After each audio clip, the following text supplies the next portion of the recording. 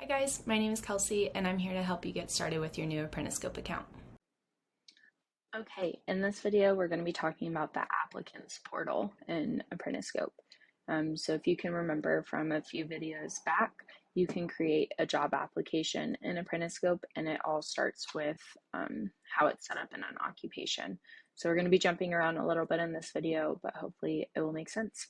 So we're going to go to the Invite tab down here at the bottom left. We're going to click on Invite Links up here.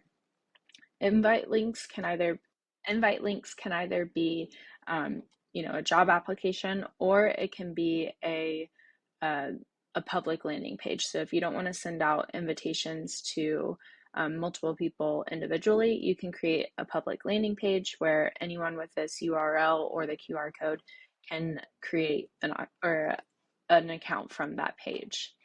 But we're going to be focusing on it as a job posting or a job application. So I'm in Invite Links and I clicked New. So I have to choose an employer, click Continue. I need to choose which user type it is, and since it's going to be a job application, we're going to choose Applicant. And then these are all tied to an occupation as well. So if I choose numerical control machine operator and click Create Link, it's not going to work, but we already have one set up, so we're going to use that one.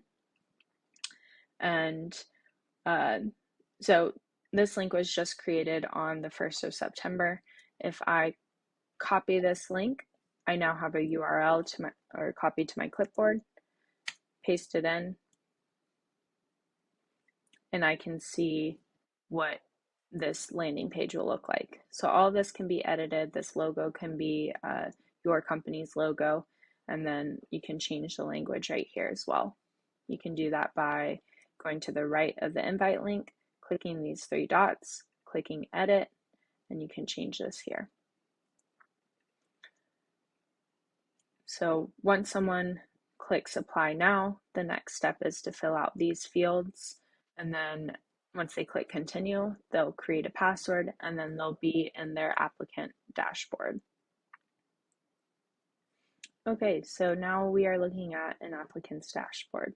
So based off of how it's set up in the occupation, you create an application checklist. So they can come in and see, okay, I need to upload my resume. All I do is click upload, and then I can check it off here.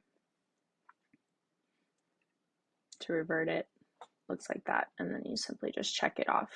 And then all of these will show in their checklist, and as they check it off, you as a sponsor will be notified that this applicant has completed their application checklist. And then as the sponsor, you can decide what you want to do from there. So now I'm back in my sponsor view, and if I go into my applicants portal, I can see who has applied, and I can even filter by those prerequisites that we have set up. Click continue, and then all those prerequisites that is technically their application checklist is here, and then you can filter by who has completed all of those prerequisites. So once you have kind of vetted James, gone through the interview process, you can make the decision to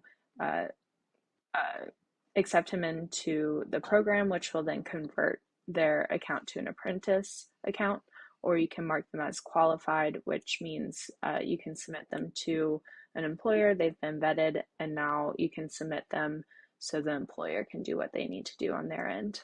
There's a lot of different configurations you can set up when it comes to applicant portal, but it's whatever works best for you guys, for your organization.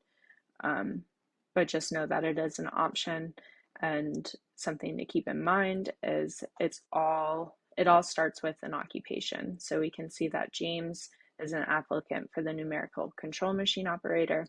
If I go to that occupation's details and head into the prerequisites tab, this is where that application checklist is created. So when you can't find how to create it, this is where you go.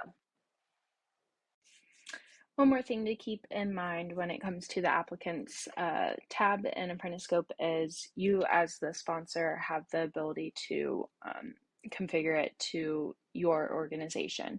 So right now, you as a sponsor can see all applicants that have come in through the applicant portal. If you want your employers to be able to see them, as they come in as well, you can do that, or you have the option of them only being able to see the apprentices that or applicants that you've submitted to them. So this is something that you control from your settings and permissions. And when I come down to the administrator tab, which is usually refers to employer accounts, you can come down to applicants. So applicants validation means that they're only going to see applicants that you as the sponsor have submitted to them. So they won't be able to see anything until you go in and click submit to employer. The opposite side of the coin is applicant discovery. If this one's toggled on and applicant validation is toggled off, that means that your employers / admins have the ability to see all applicants that come in. So they'll all see the active applicants, and then they can choose to qualify them and bring them into their employer profile. And then from there, they can either reject them, which then they'll go back into the active pool of applicants, or they can accept them. And that's where you as a sponsor can see that, okay, this person was accepted or rejected. So just something to keep in mind when you are setting up your profile.